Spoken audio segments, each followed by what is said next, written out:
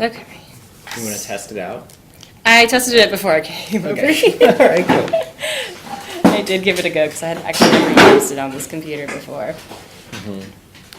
Okay, so my first question, I don't know if it's not specific enough because you said that it was that you've been trying to think of moments, but I haven't been thinking like or really really hard. Maybe we just turn on the computer. I'll be like, okay, all right. Go ahead. So I kind of want to start with everyone with if there were any moments that stick out as specific moments of radical change for you. There are a couple. It seems like I should have one more recently. Well, obviously coming here is a radical change. Mm-hmm. That doesn't really have to do with art so much. And it doesn't necessarily have life. to do with art. You know, it's kind of what the conclusion Patrick came to yesterday was that for him it was more of a big picture kind of change. It didn't necessarily affect his artwork. It freed him up to make different kinds of art. Yeah, it's probably more interesting if it's more art-based, though. That's what I'm really curious about, but yeah. you know. Yeah, okay, so the first one that's pretty straightforward, they come, I think they're in order of straightforwardness. The first one was that I was a figurative representational painter with a tendency towards the expressive, and I was interested in weird views, awkwardness. I became interested in talking about making people feel unbalanced or kind of unsafe in a picture, and kind of like they were speeding or looking over their shoulder or seeing an oncoming danger out of the corner of their eye. And I was interested in conveying this experience, and I was mostly, at the time I was interested in working in sort of adventure jobs or whatever, and you know, putting myself in sort of positions where these kinds of things were happening a lot. Like, what's an example of an adventure job? I was a bicycle messenger for okay. like 6 years, 6 years, I guess is probably the most accurate way of describing that. And, you know, I worked on boats a bit. And anyway, so I was interested in that kind of thing. And mostly I was making these I'm traveling a lot, and I was making these narrative pictures about speed and motion and you know, being in these sort of awkward or uncomfortable spaces, let's just say, with a heightened sensory awareness. And I was making really narrative pictures and representational pictures about it, which would basically come off as like, oh, somebody's riding a bicycle, it's a strange angle, you know, there's an oncoming threat. Sometimes aerial views, I experimented with a lot of different things.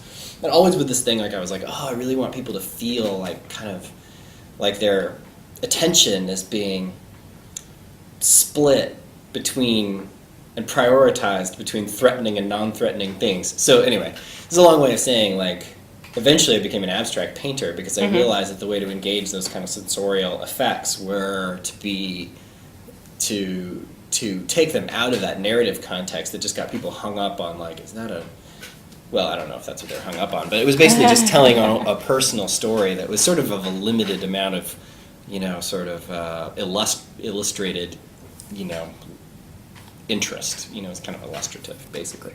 So, yeah, so then I started a series of paintings that were abstract where I was using the whole field of the painting and creating like a very disrupted, you know, frenetic, kind of dizzy experience across the whole surface of the picture. And, you know, I kind of used that idea sort of as like a move, frankly. There was a move involved. Moved from New York in 2002 and eventually made my way to LA. So I guess these are actually it's actually the same experience, you know, to kind of go along with what Patrick was saying. In New York, I was very interested, like I could always show up in New York and work as a messenger or whatever. So I knew that by the end of the week I could have like $500 or whatever. So it allowed me to go travel and do a lot of different kinds of things. Like I was always up for something. But I wouldn't say that I was in the studio all the time. I definitely was not in the studio all the time. Intellectually, it very much pleased me to paint. I knew that I had a knack for it. What do you want to talk about? It's obviously I got a BFA in it, but really I was interested in life and experiences and finding a threshold of comfort in the uncomfortable. And I was making my art about the very same thing, and I still do. So the work is tied to life experiences in that way. But for a variety of reasons, and this isn't exactly the reason why, I moved from New York to LA with my now with my wife, and we didn't know anybody in Los Angeles, and so we were definitely prioritizing art career or a career of painting and a focused kind of art practice, basically, because there was no career at that point. There was only practice. Over kind of what had become a very like kind of social space and a very great space, but one that had sort of played itself out, you know. So that move coincided with, like, I did 9 months on the Olympic Peninsula in Washington State, and I had a place where there was, you know, a nice space that I could paint in, and so I just painted for that time, and out of that came probably a dozen paintings that are like kind of like the very beginning of my kind of, I don't know, first abstract formation, basically. And so that was kind of a space where there was you know, that I guess what you could say that I was out of tools for describing what I wanted to describe. I had honed in on it, thankfully, I guess, in the last couple of years of undergrad, but you know, I would never show those pictures in like a slide talk or something like that. You know what I mean? Like just like so distant from what I do now. I don't know. So that's one example, I guess. I'm trying to think of another one. Oh, here's another one. Here's another good example. This is one a little bit more tactical. Okay. So I first get to UCLA for my MFA. This is after the crucible of Long Beach studio, some intervening moments, and I paint. I'm painting like let's shorthand it, and let's just say I was using a lot of photographic references, where you can see a lot of photographic references around the studio right now still, and they're handy for me. But I had to figure out how to deal with them. Basically, kind of pulling off a little bit of like a kind of James Rosenquist-y type of photo collage with a little bit more sense of illusionistic space. But let's just leave it there as shorthand. And a lot of like kind of ocular information was being eschewed in the benefit of like, you know, photographic information, how a camera sees. And there's a lot of conversations around photography that I love photography. I think it's great, but it wasn't what I wanted to be talking about. You know what I mean? I wanted to be talking about human perception, physical perception, not looking through a camera lens or seeing the effect of, you know, electrons or whatever it is, photons or whatever they are, light looks like on the receiving end of a camera. So I completely scrapped this kind of collage way of making pictures, and I ended up making a couple of pencil drawings, just color pencil drawings that were like the size of a regular sheet of typing paper. Back to the basics. Yeah, exactly. And they would just be these really detailed pieces. I can kind of show you one if you want to see really quick there. Just saw one floating around in here. And you're willing to let me include some images kind of yeah, with this. I would love to do that. Yeah, whatever. That's absolutely totally cool. I don't know if you're going to see something in here. Some of these I've given away over the years, but I think I found one in here. This was one that actually became a painting. But anyway, there's... Come on, do I have that one? Maybe not. No. These were all made during that time period, though. So there's that. And I can find this image. Oh, that's the wrong findy thing. Let's see if I can find this. What's the name of this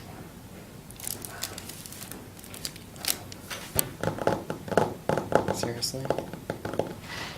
I can think of everyone on either side of it.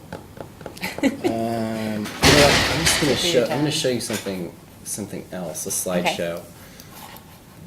Now that I'm in this mode of trying to show slides to you. It's okay, I'm an art history. I like to look at slides. Okay, cool. Pictures make me happy. All right, here we go. Slideshows. SVA to UCLA. Come on, you can do this. Yeah, come on. Cool. Okay, cool. This is perfect. Okay, so this is exactly, oh, how about we do this? This is how, so this is that image. Okay. And so basically what I did is I made this color pencil drawing very intuitively using the eraser, making a plastic form. By that just meaning like I can add and subtract at any time, like Right. total plastic medium, you know, and a combination of photographic references in order to make a picture. I was copying my own marks in most cases. This is the first one actually, and this is probably the best example. Okay, so color pencil drawing. Okay, it took about 6 hours to do. Oil painting is 6 by 8 feet. You know, a little bit smaller than that. Just rendered with like a sepia tone underpainting. You know, like some like kind of classic, I don't know, monochrome type of grisaille type of scenario. You know, I sort of modified it. I'm not like a big Venetian oil painting expert or anything, but then I put, you know, using glazing and whatnot. So this painting ends up creating a whole new language for me of not just like interpreting a photograph and how I like to interpret a photograph, but how I could interpret my own marks, you know, and finding what the kind of texture of that was and like what an erasure looks like, and also talking about cancellation more, because like the freedom and the plasticity of colored pencil then having to be translated to painting. This is a highly rendered deal. I don't know how detailed this image is, but this is not very. But you I can that see there's a lot of layers details. and Yeah, there's a lot of glazing. There's a lot of details. Here's another one.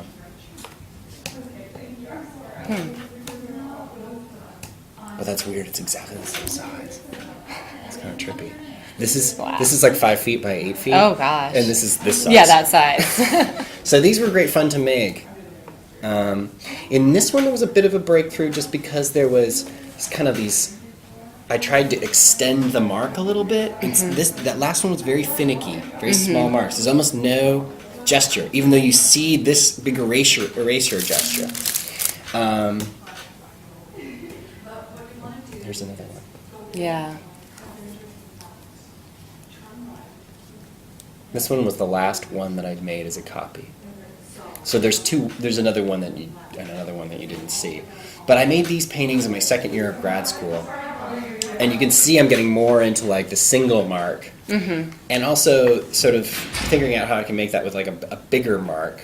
Also using kind of tropes of the, you know, romantic sublime that went really well with erasure, like these sort of like shafts of godlight or whatever it is. So anyway, long way of saying, I had ceased to be able to make a picture in the normal way that really kind of satisfied what I was trying to do, like just gathering a bunch of images from like working and playing and traveling, and then chopping them up into collage spaces that I somehow worked out to be representational and yet have like a very vague, I guess.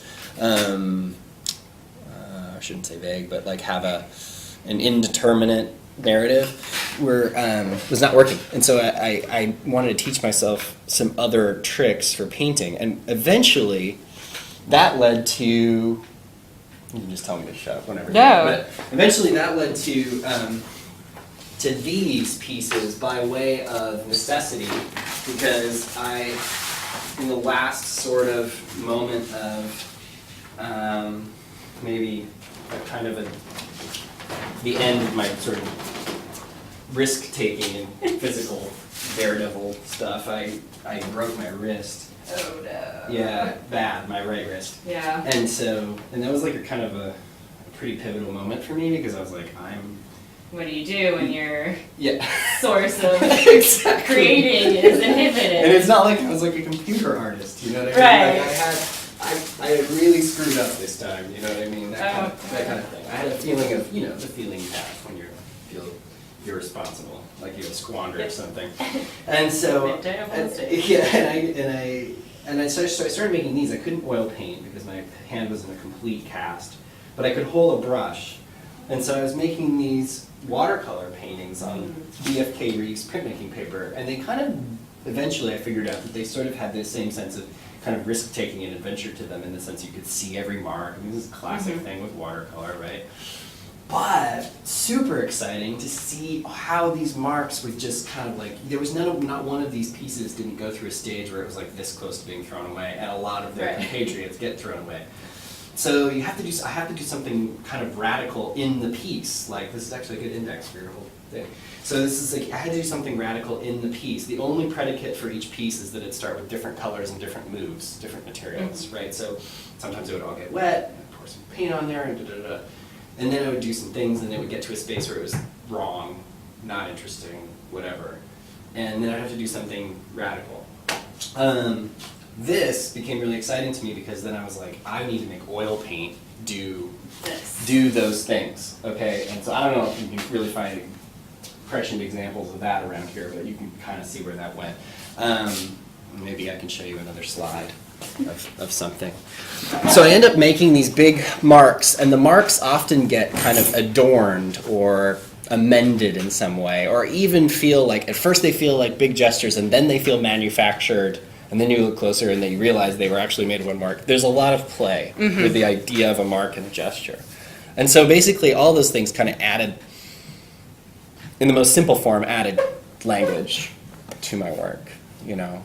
So I guess that's kind of 3 examples there, you know, the move to abstraction, the switch from photo-based references to kind of a almost like a weird sidetrack of copying my own marks and a more plastic mark with paint in order to lead to a new kind of interpretation, and then copying in a kind of weird formation of the last one, copying marks in aqueous media in oil paint and leading to another process that sort of all leads to the same place in a way. Like, you get more involved. I feel like the viewer gets more involved in the making. Like, the making and looking get closer together when you have those kinds of marks, you know, because you kind of flip into a conceptual space where you like see somebody making something. That's the same anytime you're, you know, what do you call it?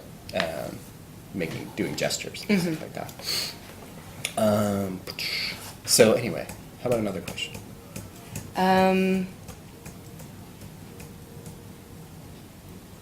These are all, it's like a good example of a post. Okay. Early post watercolor painting. You can see I'm trying to make a paint do that. That's a watercolor.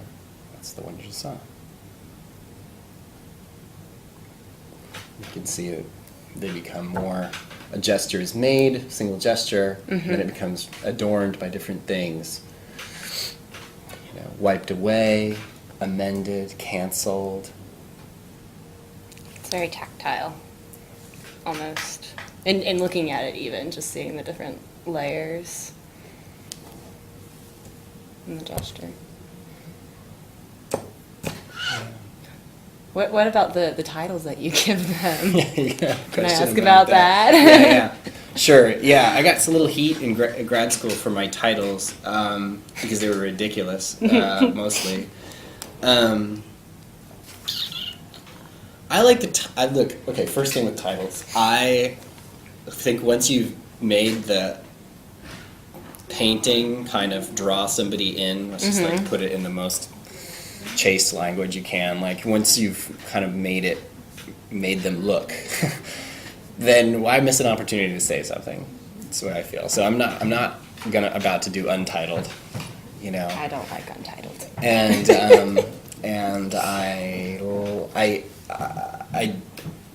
like the title to be alongside the painting and give similar information as the painting, but not act as a name of the painting in the sense it names what's going on there. Very rarely does it name what's going on there. Sometimes it acts alongside the action.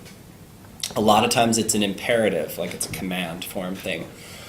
It's also in a sentence fragment, which is why a lot of the times I don't capitalize them. Sometimes they get capitalized for whatever reason. People just decide they have to. Like, for example, this is kind of a long story. Maybe I shouldn't get into this one. But it's like, anyway, there's a thing called the Beaufort wind scale. You've heard of like gale force 7? Yes. Okay, cool. So it's prosaic descriptions of wind and of wind speed determined by, just prosaic descriptions of air and land conditions, sea and land conditions, I should say. So 0 is smoke rises in a straight line. 1 is small ripples form on the water, weather vanes remain unmoved, that kind of stuff. So in those prosaic descriptions, there's a lot of different things. Like 1 is small swells, crests of a glassy appearance, and so this painting is called Swiftly Upon Crests of a Glassy Experience, because all these paintings were based on different stages of the Beaufort wind scale. That's not a very, it's kind of a silly project, actually. It was a good conceptual underpinning for making a series of work. It wasn't exactly the most interesting thing. I never ended up showing it. So you can see that it's a description, but it's not specific. A grinding inevitability that's best left up to hyperbole. It's basically, something pretty serious is going on. The best thing you can do is to overestimate how serious it is. I don't know. And sometimes it's a little funny. A lot of times they describe an action.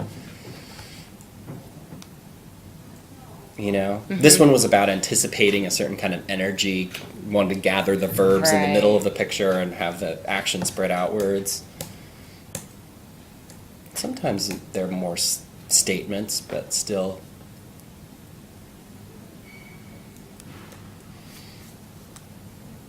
Oh, I like that one.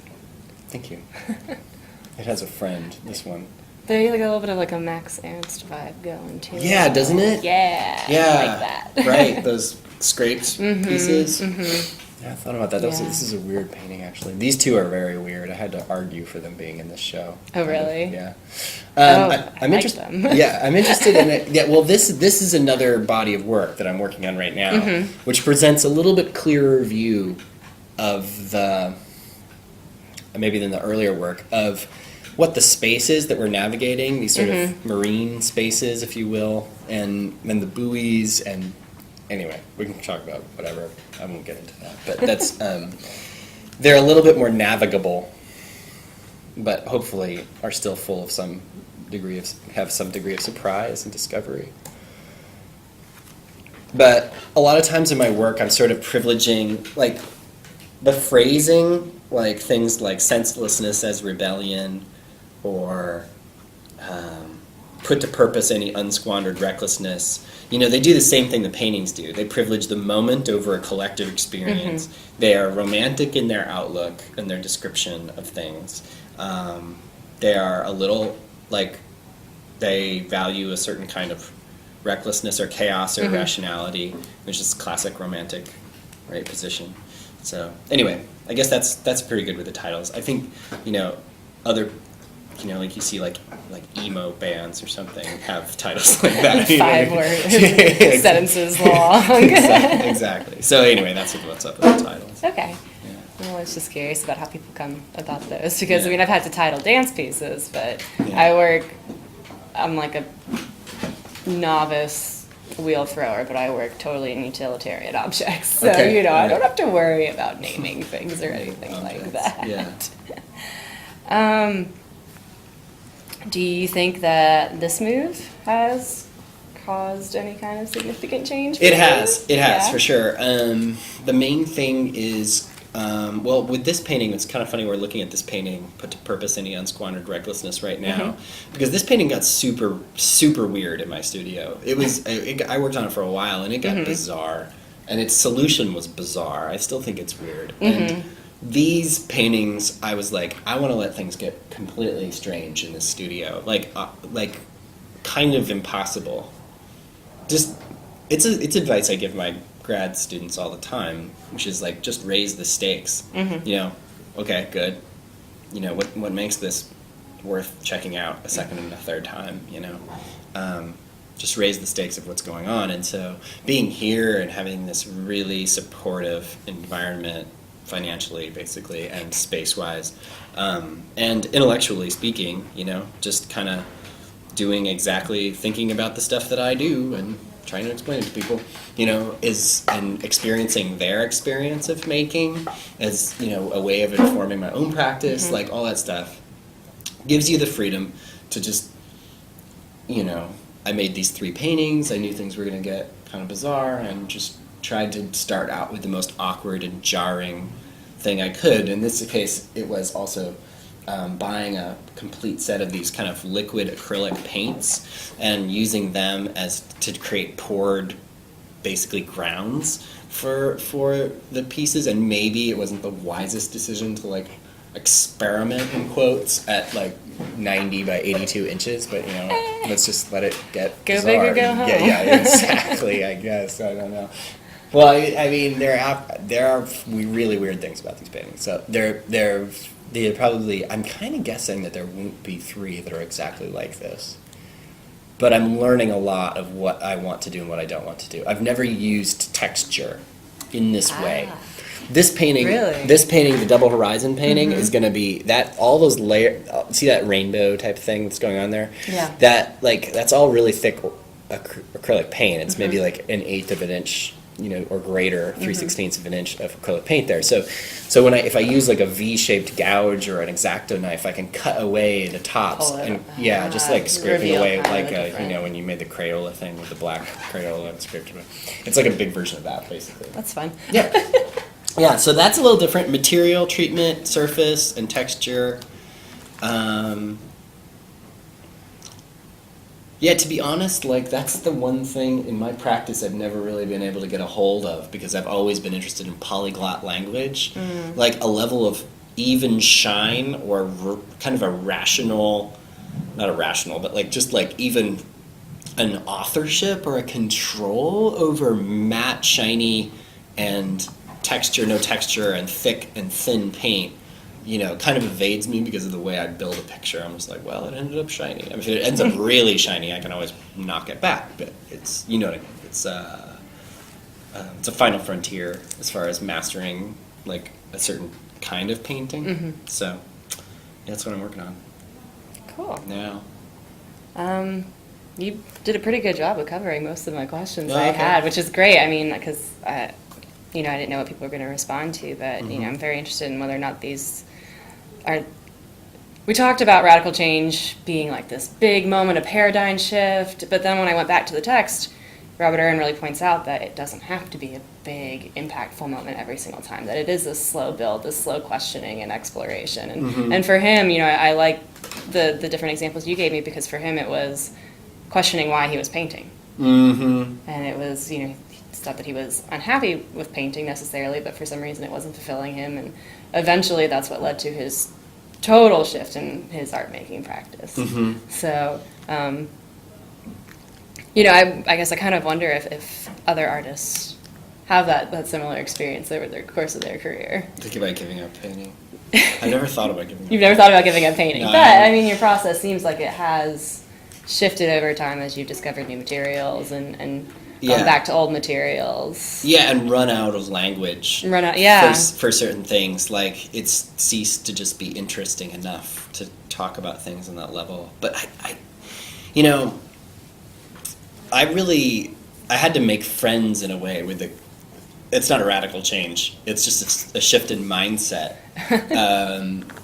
to acknowledge the convention of pictorial space and to acknowledge it in the full flower of what has occurred in art outside of that. I don't know that my paintings, like when I was an undergrad, like these paintings that I was making, or I don't even know how to describe them. But anyway, it's kind of like Fairfield Porter meets I don't know what, but who's kind of awesome too in his way. But those pictures didn't acknowledge what was happening in life and in art and with humanity and nature and technology, and that they didn't allow for all those things to gather. I really like the conventions of the pictorial because there are ways in which you could say, well, if you really want to unbalance us, why don't you put half the painting on the ceiling and half the painting on the wall? And Right. that's true. Maybe when I run out of, tread, I would do something like that. I mean, if I thought about making different installations of the work that were more dynamic, but I do like that sort of that kind of limitation. It's interesting for me. That being said, I really like writing too. You like writing? You know, whenever I have enough time, I write a lot more. So, you know, there's that too. I would probably not give up painting for writing. I think, Sure. you know, I might be trapped, and that's in quotations, you know, in a way, just because, like, it's not like I was a post-medium specific painter. Mm-hmm. You know what I mean? Like, Right. I'm a medium specific artist who's come around to a conceptual, who has not come around to, but who has a conceptual practice. Right. You know, because of where I'm from and being in the 21st century. Right. You know, but I was good at painting, so then I ended up there. Like, that's how come I made these into paintings instead of, like, I don't know, transformations of the interiors of abandoned ships or something like that, you know?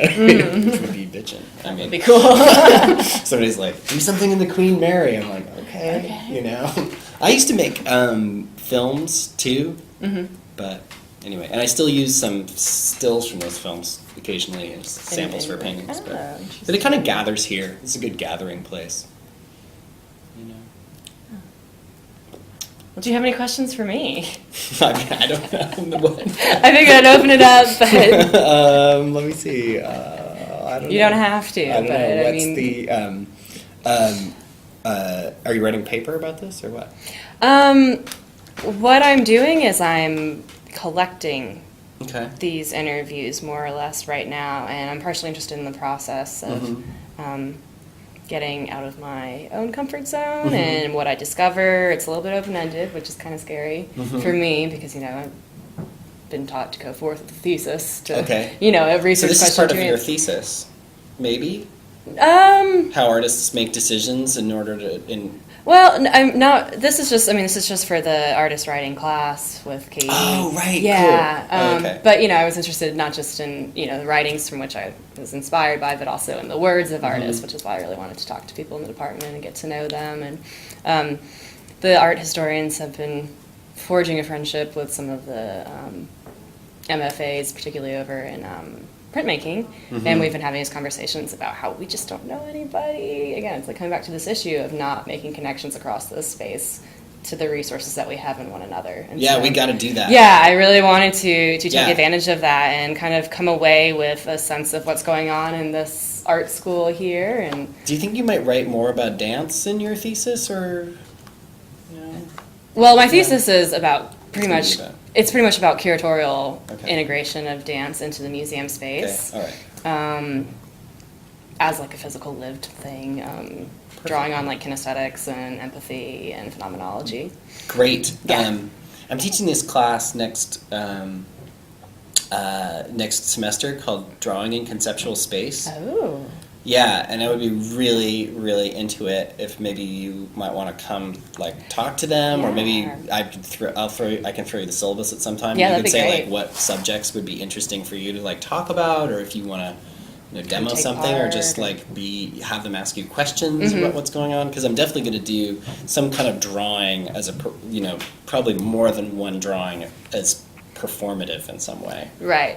I think that's like Well, and really crucial. I'm going to be looking at exhibitions at MoMA and at the Institute for Contemporary Art in Boston, who have both done drawing exhibitions that have included dance elements in them, performances that have been scheduled alongside it. So, I might be able to bring some of that. Oh, that would be fantastic. Yeah. Yeah, if We'll you see just depending want on to, where. well, just some shred of research. I mean, they're going to. I have a feeling that they're probably, coming to these sort of ideas. I mean, at least in my third year of undergrad, I was kind of like just barely attaching the nuts and bolts, to these kind of higher ideas, Right. kind of more conceptual ideas of like how different actions or evidence of actions could signify something in a different space other than the picture space. We've gotten through narrative and we know what abstraction is, and now we're going like off into the orbit, and we would really, I think any kind of guides would be helpful. Yeah, and so I mean, that would just be cool. hearing you talk about your work, the way that you talk about it, I mean, it's a lot of the same language that we use in dance, and the way that we talk about making and moving, and Really? and that's why I think it's really useful to look at dance through kind of this lens of art history and art practice, because I think that it's not as different as people have always believed it to be. I think it serves kind of a similar function. Dr. Andrew and I have talked about this because she also has dance experience in her background and more writes on dance, and there's a reason why we, as art historians, are both drawn to it. Oh, feel between the two of us. That's great. Yeah. Oh, it's good. Yeah. There's something. Gosh, yeah. Well, cool. I mean, I hope maybe you can give me some text or something that I would be into reading or something like that. I'll see what I mean, I'm kind of going through a bunch of stuff right now, so I'll see if I can Great. find Yeah, if you some. think of something that might be cool. Yeah.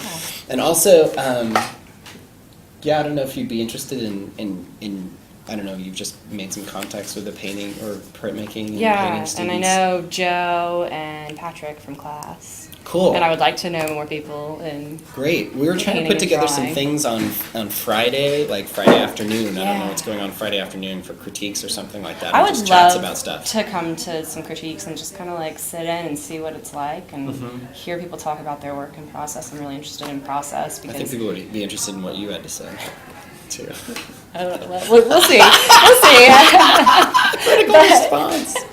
That's what they need, like as much critical response as Well, that's what possible. Patrick was saying to me yesterday. He was like, we want to. Sometimes it's hard for us to talk about our work in the moment, or each other's work in the moment that we're making it, and it's nice to have somebody from the outside kind of come in and have the language and the the knowledge, but Art not is be- challenging. It's challenging to talk about It because is. there's not sometimes you feel like you really know what's going on with a thing and you have a really strong opinion. Other times, It's like, you feel like you don't really know. I mean, like art is teaching you something new about itself, or either that or, I mean, there's always like, it's just too vague to even describe, I guess, which is probably not a positive view overall, but, who knows. Yeah, I mean, I'll definitely be in touch with you, and if there's something that you want me to come check out, if it works with my schedule, Cool, I just emailed Joe actually about next Friday. Yeah, next Friday is a lot better than this Friday. Right, this Friday, Yeah, I've got to turn in my thesis proposal, and one of the photography graduating undergrads, my sister and I helped her out with her exit show project, so Oh, wow. we're gonna go to her opening. Oh, cool. Check it out to support her. So Okay. it's a little bit of a busier Friday, but All right. yeah, but yeah, if there's some open studio stuff or whatever, that would be really great. Yeah, I think that would be cool. I think it makes sense Yeah, and to use what we've got here. I would not be the only one interested in Perfect. coming over Because for I'm, sure.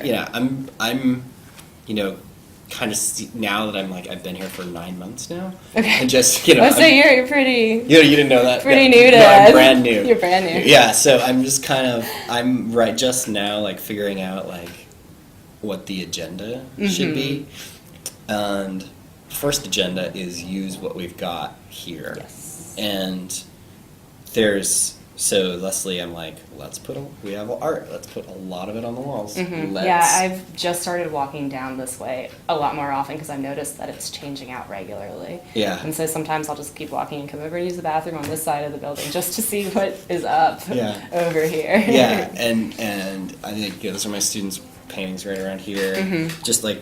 We've got work, let's put it up. We've got art historians on the other side of the hall that are writing about contemporary art, especially the ones who are writing about contemporary art should know all the painting grads and all the sculpture grads and all the grads. I should Yeah, know we all should, the grads. yeah. And that's like, there should be some context for that. So I'll be brainstorming that. I mean, it's been a little bit. Well, and busy, my assistantship is with ICE, and so Oh, perfect. we're kind of always thinking about that kind of stuff, which is partially how the partnership or the couple of interactions we've had with printmaking have come about because what is his name? John. No, Tyler came to one of our ICE conversations, and it came up, and he got the ball rolling. Sweet. So, it's just little stuff like that. So that's another resource ICE could possibly be supportive of some of those Yeah, great. interactions, too. So, Excellent. yeah. Okay, well, that sounds good.